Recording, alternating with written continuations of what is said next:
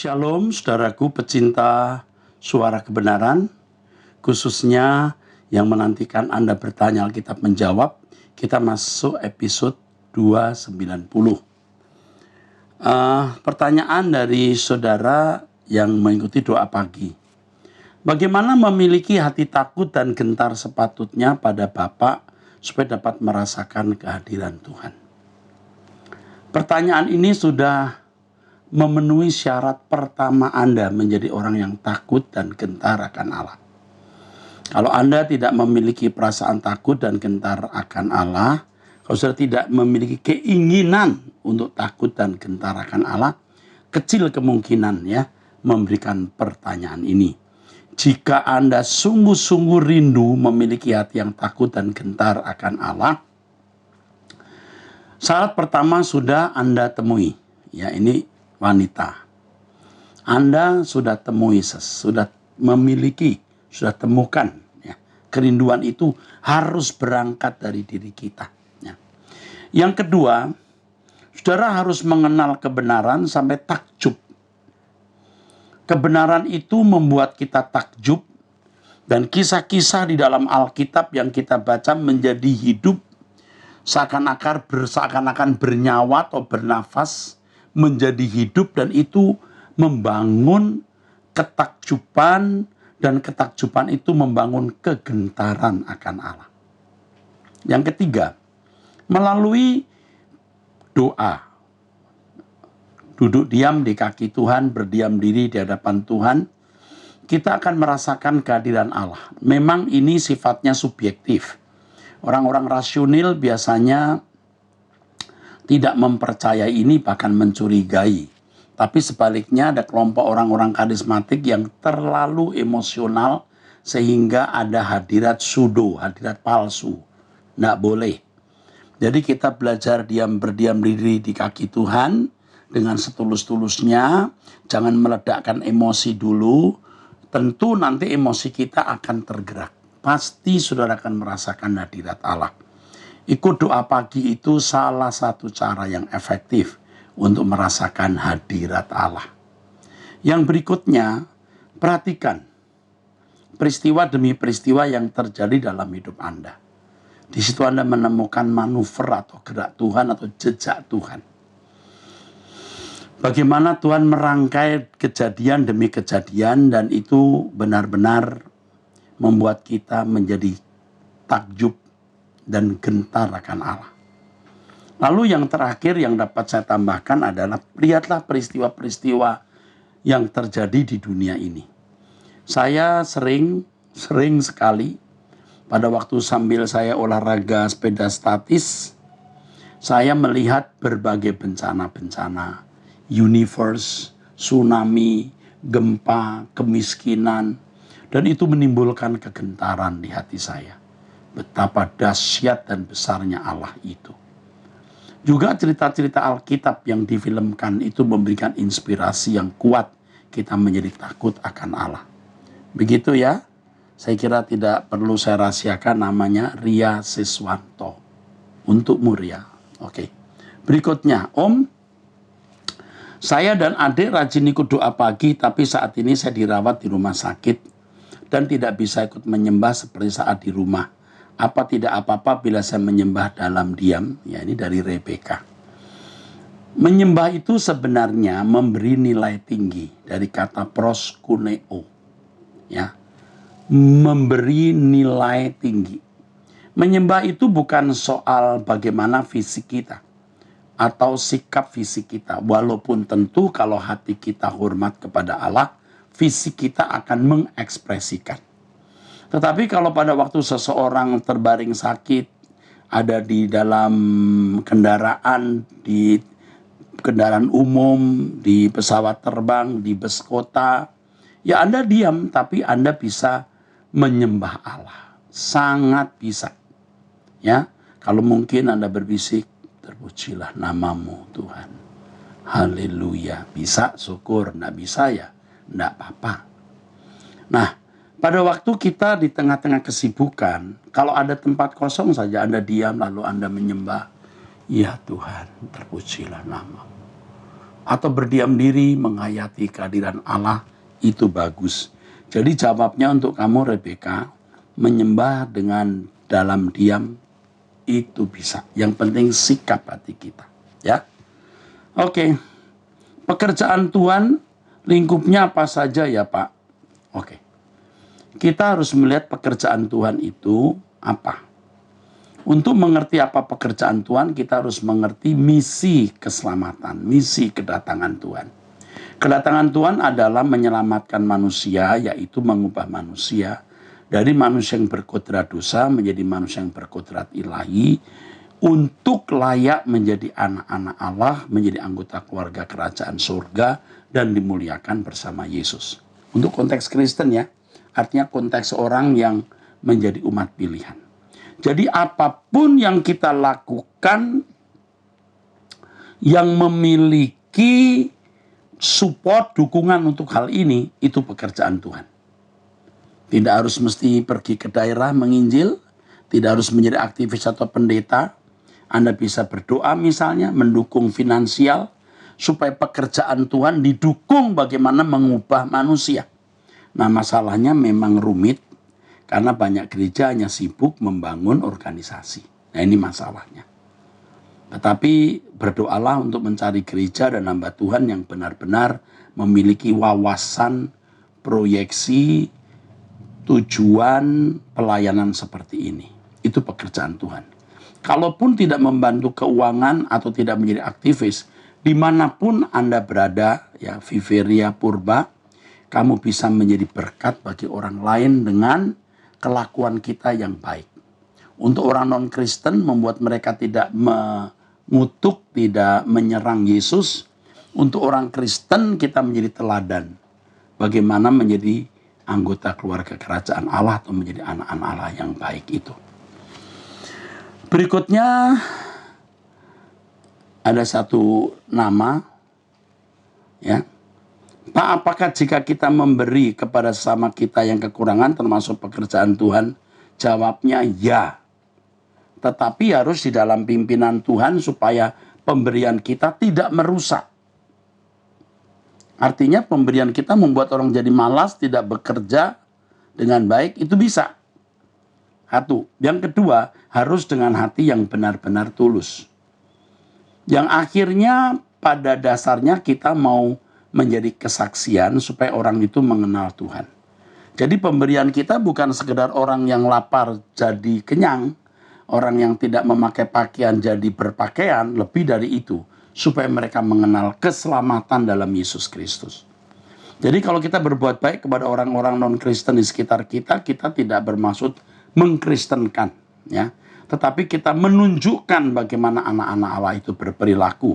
Dan kalau kita menolong sesama orang Kristen supaya mereka memiliki kesempatan hidup tanpa masalah atau mengurangi masalah mereka, dan mereka bisa mencari Tuhan dan bertumbuh dalam iman.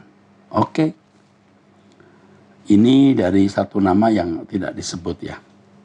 Pak, bolehkah saya hanya mengikuti ibadah di Truth ID saja? Begitu nama seorang bapak ini. Karena gereja saya sudah tidak sehat lagi. Pendeta kami terkadang menyakiti hati jemaat, dibilang kaya raya tapi pelit. Naikin gaji pendeta saja sudah ribut. Susah. Menaiki gaji pendeta saja susah. Ribut. Saya salah satu jemaat baptis di kota itu. Di kota yang mana jemaat rata-rata petani, buruh, pekerja lepas, gaji pendeta kalau total sekian. Ya itu saja semua hidupnya sulit tanggung.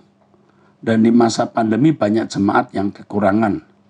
Pernah sekali pengurus gereja menegur, dia malah bilang ini firman Tuhan. Jadi susah sekali Pak, mencelekkan mata yang tidak mau kebenaran. Baiknya seperti apa ya Pak harus diperbuat jemaat? Bisa Bapak buat khotbah pendeta kami di YouTube ini ya. Yang parah khotbahnya. Oke. Saya sudah membuka. Ini kebetulan muncul di doa pagi dan saya sempat membuka. Saya sebenarnya tidak bisa bicara secara apa namanya, lengkap. Maksud saya tidak bisa bicara secara lugas, full lugas, karena saya terus terang ya tidak melihat secara utuh permasalahan yang terjadi di gereja ini. Tetapi jika benar yang dikemukakan, dan saya tentu menganggap ini benar, maka yang saya menasihatkan kepada Bapak yang mengirimkan ini, coba tanya kepada Tuhan apa yang harus saudara lakukan. Ya. Sekali lagi saya tidak melihat utuh persoalannya, tetapi saya belajar mempercayai dan saya mencoba mempercayai apa yang tertulis ini begitu adanya. Ya. Jika demikian, Bapak bisa berdoa minta hikmat Tuhan, apa yang Bapak harus lakukan. Ya. Bapak bisa bicara empat mata dengan beliau, bisa mengajak satu dua orang lainnya, dan kalau itu tidak didengar dan Bapak merasa di tempat itu memang Bapak tidak efektif, Bapak bisa mencari tempat yang lain. Mengikuti ibadah di Truth ID bagus, tetapi persekutuan dengan orang percaya harus ada. Ya, ini bahayanya ya, mengikuti Truth ID. Ya. Anda menjadi cerdas, Anda menjadi kritis, Anda membanding-bandingkan. Lalu kalau ketemu hamba Tuhan yang tidak sesuai dengan kebenaran yang Anda dengar di Truth ID, nah itu mengerikan. Anda akan menjadi kurang sejahtera. Seperti yang sering saya dengar orang berkata, Pak, kok saya ini tidak bisa lagi mendengar khotbah orang lain ya setelah mendengar khotbahnya Pak Eras. Wow, nah ini bisa terjadi. Saya tidak bermaksud untuk meninggikan diri, tapi fakta itu sudah terjadi dan sering saya mendapat tulisan semacam itu. Ya. Nasihat saya adalah berdoa untuk minta hikmat Tuhan ya. Kepada Bapak yang menulis ini, saya empati kepada Bapak, punya pergumulan. Bapak menjadi gusar, galau, susah, bisa frustasi. Tapi tinggalkan semua perasaan negatif itu, berkemas-kemas pulang ke surga, ikut Truth ID, ayo. Kalau Bapak tidak ke gereja ini lagi juga tidak menjadi masalah, asal Tuhan memang berkenan demikian. Yang penting Bapak bertumbuh dalam kekudusan, mencintai Tuhan, nanti kita akan ketemu di surga. Itu saja. Ya. Kepada bapak-bapak, ibu-ibu pendeta atau pelayan Tuhan, tulisan ini memberkati kita. Ini juga bisa menjadi berkat buat saya supaya saya jangan menjadi pendeta seperti ini yang membuat jemaat galau, susah, frustasi. Ayo kepada hamba Tuhan yang mengikut mendengar abam ini, yuk kita berhati-hati dengan sikap, tindakan, dan perbuatan kita. Harus hati-hati. Kita yang hati-hati saja masih sering bisa disalahkan orang, belum lagi kalau orang membuat cerita-cerita bohong tentang kita. Apalagi kalau kita benar-benar salah, betapa mengerikan. Ya, oke.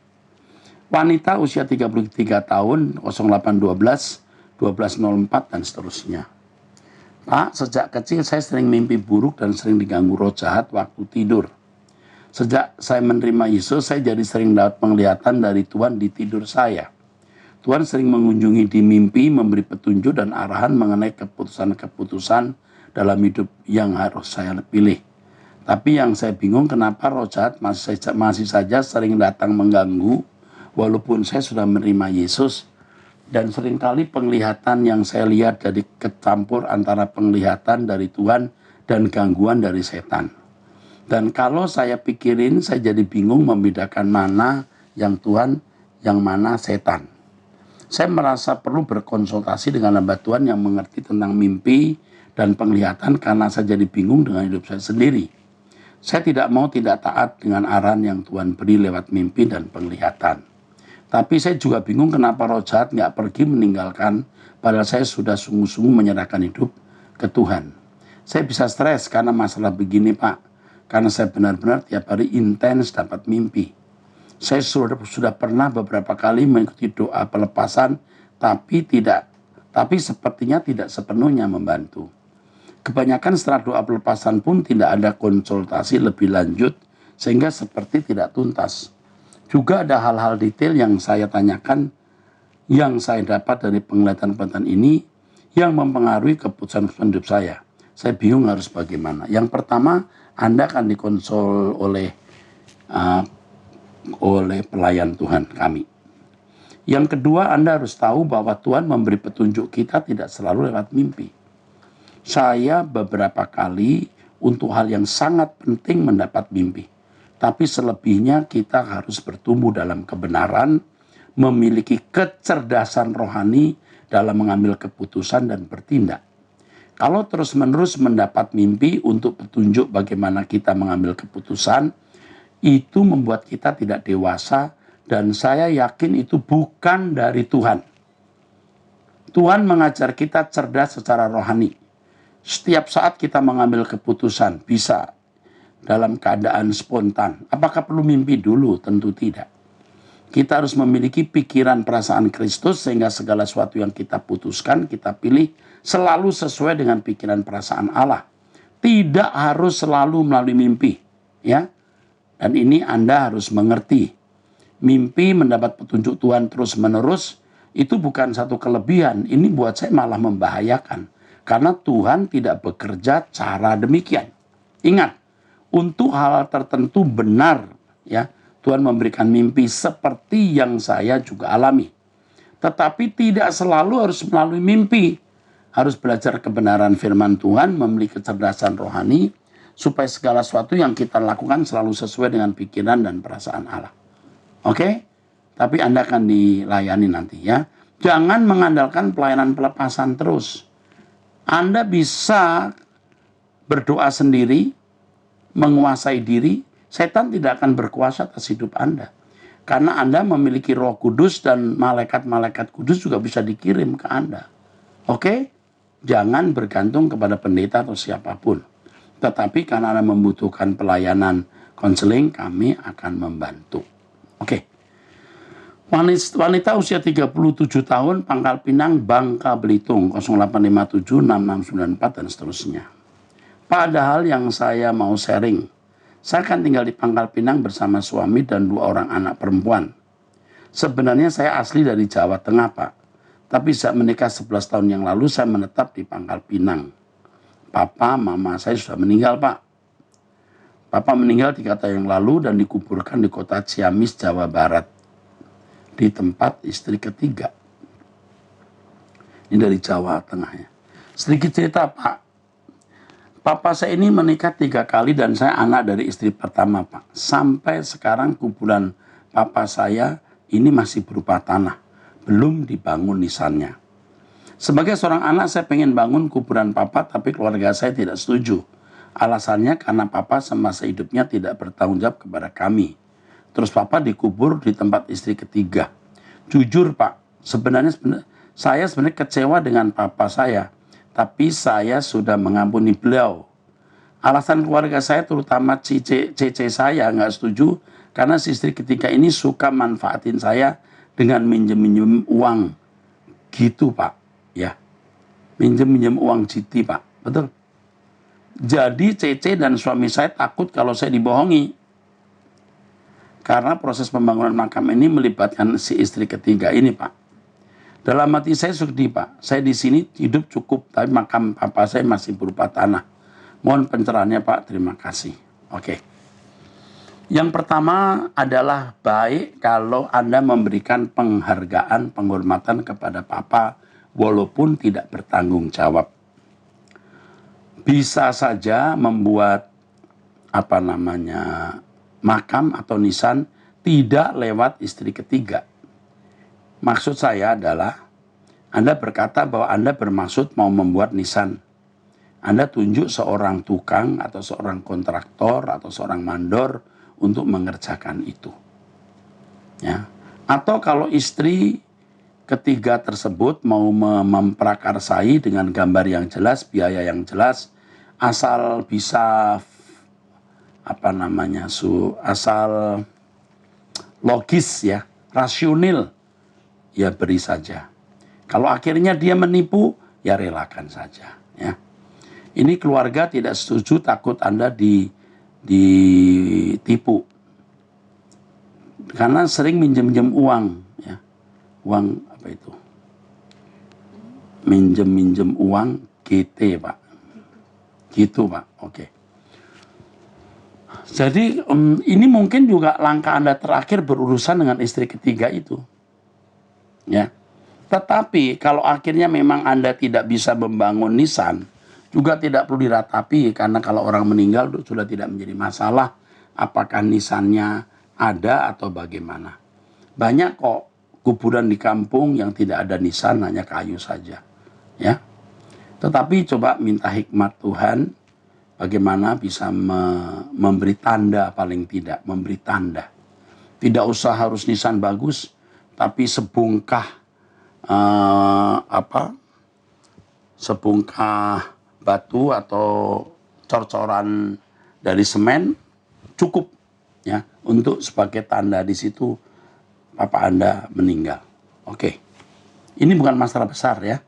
Tapi saya salut Anda memberi pengampunan kepada papa dan memiliki niat. Itu baru bagus. And how ya. 08199467. Salam Pak Era, saya anak tunggal yang sekarang sedang kuliah dan mulai memasuki dunia kerja. Saya ditarik mama saya ke dalam dunia pekerjaan yang sangkut pautannya sama film horor dan thriller serta film membawa roh sesat lainnya. Saya sudah bilang ke mama, saya prinsip kebenaran yang saya pegang. Namun dia jadi membenci saya karena pekerjaan yang saya tolak itu banyak duitnya. Saya mau bertanya Pak, menurut firman kan kita harus menghormati ayah dan ibu dan mendengarkan nasihatnya. Tapi mama saya sangat berbeda dengan prinsip yang saya pegang. Apa yang harus saya lakukan untuk mama dan keluarga? Saya merasa bersalah karena melukai hati orang tua saya. Terima kasih. Nomor teleponnya tolong diberikan ke saya. Saya tertarik ini. Anda mestinya tidak mudah menolak. Membuat film horor, tapi di balik film horor itu ada pesan-pesan rohani yang bisa kita sisipkan. Terus terang saya ini pecinta film dulu. Dan saya sudah pernah membuat beberapa film. Ya, beberapa film. Saya pernah main film juga dulu. Jadi saya pernah membuat beberapa film. Ya, waktu itu ada Pak Roy Martin, ada Agus Melas, ada Henny Purwonegoro, ada Sion, ada Agatha Cornelia, apalagi Petra Purnama sebelum meninggal, Rina Hashim. Ya, saya sendiri juga ikut main. Jadi sebenarnya film itu bagus untuk menjadi kendaraan kebenaran. Saya juga sedang mengarahkan mahasiswa STT Ekumen untuk membuat film-film pendek. Dan saya sedang mempersiapkan kameranya dan lain-lain untuk itu. Dan saya sangat serius. Jadi Anda kalau bisa masuk ke ranah film ini bagus. Kenapa? Ikut saja dengan cerdik dan cerdasnya Anda di tengah-tengah insan perfilman ini. Lalu Anda bisa menyisipkan kebenaran di situ. Ya, saya senang Anda memberitahukan hal ini supaya saya bisa mengarahkan Anda. Ayo kita membuat film-film. Kalau bisa layar lebar, ya jangan terus terang menunjukkan kekristenan. Kita bisa membuat film yang berunsur nasionalisme atau kebangsaan, ya, bernuansa etika dan lain sebagainya. Lewat film horor juga. Karena setan itu memang ada, horor itu memang ada. Tapi bagaimana penyelesaiannya? Itu masalahnya. Oke? Oke. Oke. Ini ya, 08564223 dan seterusnya. Salam Pak Erastus, senang bisa kembali sharing. Saya mau bertanya ini Pak. Demikian ceritanya, suatu saat saya melihat suatu channel YouTube. Pada saat itu di tengah perbincangan di acara YouTuber tersebut berbicara sebuah perbincangan mengenai berbagi. Orang yang diwawancara tersebut berkata, kita harus berbagi, kemudian YouTuber tersebut berkata, benar, kita harus berbagi di agamamu. Begitu di agama saya juga begitu. Akan tapi kebanyakan tidak melaksanakan. Masih banyak yang menganggap dirinya kekurangan sehingga tidak mau berbagi meski saya tahu kaya. kata YouTuber itu sebelum dia mualaf. Kata Zuberti sebelum dia mualaf. Yang menjadi pertanyaannya, Pak, bagaimana membudayakan bagi iman Kristen untuk saling berbagi? Istilahnya punya hati yang murah hati. Soalnya kadang di kekristenan apa salah mengartikan kemurahan? Soalnya mungkinkah orang Kristen menganggap melakukan perpuluhan ataupun persembahan yang lain itu sudah termasuk hal yang utama, sudah bangga, puas, ya. Bukan secara personal action ke umum, tapi secara personal action secara organisasi. Oke, kalau organisasi gereja optimal nggak apa-apa. Tapi kalau organisasi gereja hanya mengelola persembahannya untuk hanya untuk kebutuhan fisik gereja, contohnya sekarang banyak sekali gereja yang bergedung mewah dan lengkap sekali, tapi actionnya ke out. Jarang jadi mungkin salah satu alasan YouTuber meninggalkan iman Kristen dan mungkin termasuk kemudian. Nah, saya potong dulu di sini. YouTuber itu bisa pindah agama karena hal itu ini sangat picik. Dia melihat fenomena 2-3 pendeta yang begitu atau 2-3-4-5 gereja begitu. Tapi tidak semua gereja begitu. Tidak boleh picik. Ya. Kalau orang melihat Yudas, apakah berarti Yesus itu salah dan murid-murid yang lain jadi jahat? Kan tidak. Ya. Orang yang sampai pindah agama itu orang yang belum punya iman. Kalau sudah punya iman tidak akan pindah. Karena kekristenan itu luar biasa mestinya. Orang yang benar-benar mengenal kebenaran tidak mungkin pindah agama. Ya. Lalu saya mengerti bahwa ada gereja-gereja yang tidak memberi atau membuka tangan untuk orang lain. Dan itu yang paling saya takuti. Makanya saya serius. Ini sebelum saya bicara dengan Anda ini, sebelum saya ngomong ini, saya baru teleponan. Orang yang minta bantuan, lalu saya tanya siapa kamu, apa masalahmu, dan seterusnya. Lalu saya serahkan kepada salah seorang pengurus, tolong ini diperhatikan. Memang kami sering ditipu juga orang yang sama ngaku nama A, besok ngaku nama B. Tapi jangan karena itu lalu kita tidak membantu orang. Kita harus membantu orang. Ada pernah seorang datang ke saya dengan baju compang-camping dan minta bantuan. Saya tanya, kamu siapa? Kamu perlu apa? Di mana rumahmu? Bagaimana cara saya membantu kamu? Saya tidak bisa kasih kamu uang, lalu nggak jelas jadi apa uang itu, karena saya juga sering ditipu. Uang dipakai untuk yang nggak perlu. Saya harus tahu di mana rumahmu, bagaimana cara saya membantu. Saya pasti bantu. Gereja pasti bantu. Karena gereja terima kolekte itu bukanlah hanya untuk urusan gereja, tapi untuk urusan jemaat yang tidak mampu. Ayo, apa yang saya bisa lakukan? Ternyata dia hanya menguji saya, saudara. Dia datang dan cuma sampai nggak pakai kaos kaki, nggak pakai sepatu, maksud saya nggak pakai sendal lagi. Ternyata dia bawa mobil. Dia mau menguji ini Erasus ini yang dikhotbahkan benar nggak? Waduh, ya benar saja, kita memang hidup untuk itu, saudara. Tetapi ada juga orang yang mengatakan, wah Pak Eras mewah-mewah. Loh ya, saya sering berkata, kamu lihat aja ATM saya dari mana, punya uang apa dari gereja atau tidak. Dan tentu kita semua juga orang yang seperti istri saya dan anak-anak saya juga berusaha untuk punya nafkah supaya tidak membebani gereja. Dan ini serius. Kalaupun pelayan Tuhan mengambil uang dari gereja itu harus secukupnya. Tapi karena semua orang rata-rata rusak, banyak orang rusak, maksudnya kita pasti juga dicurigai. Tetapi sekali lagi, gereja harus memberi kepada orang miskin. Hidup kita harus menjadi berkat. Saya tinggal di daerah sini, saya nggak perlu sebutkan.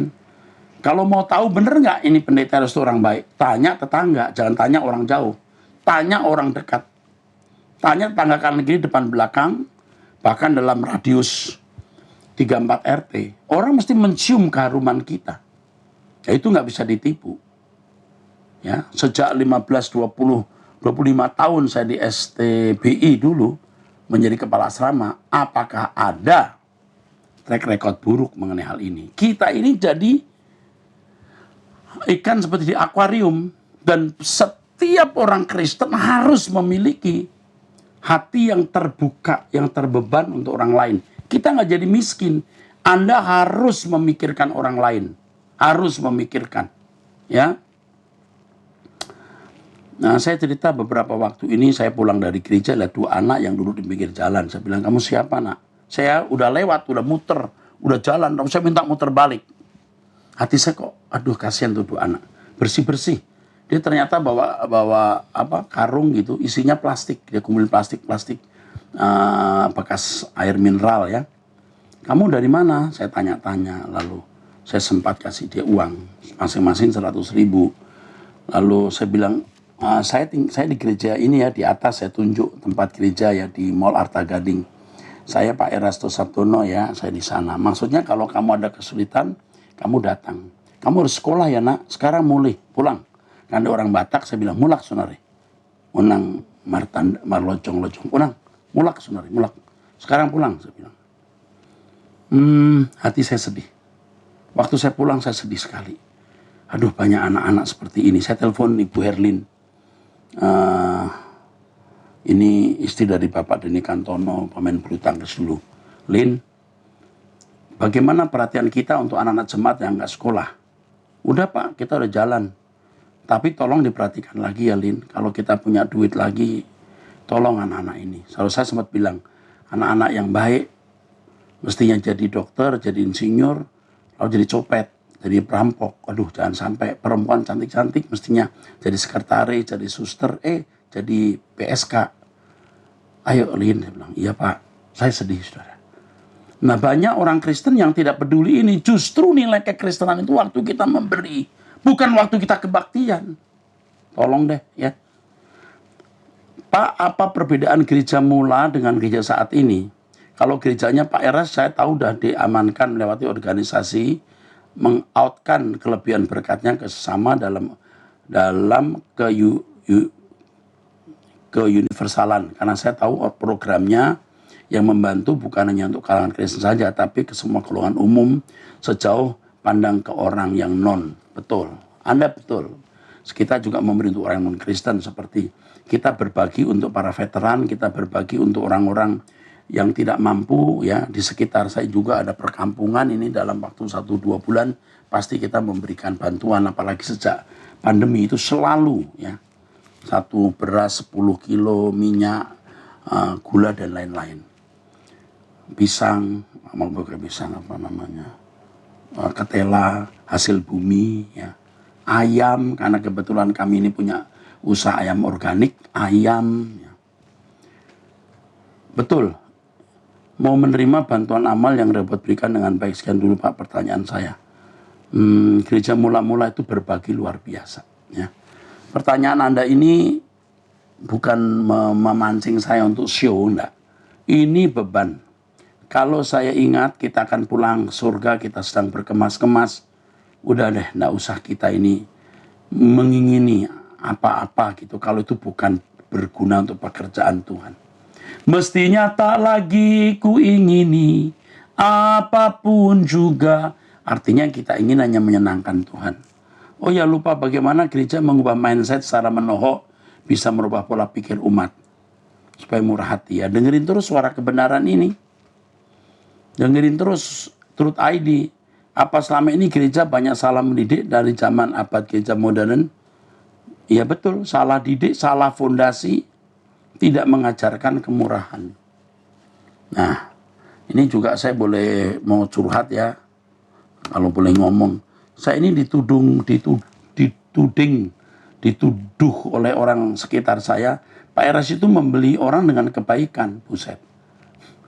Sampai mahasiswa saya saja dengar, lalu dipercakapkan. Ya memang, saya jawab, ya memang saya beli orang kebaikan, saya berikan untuk Tuhan. Loh, kita pelit salah, kita murah juga salah. Pusing ya. Oke, sampai jumpa di episode yang akan datang.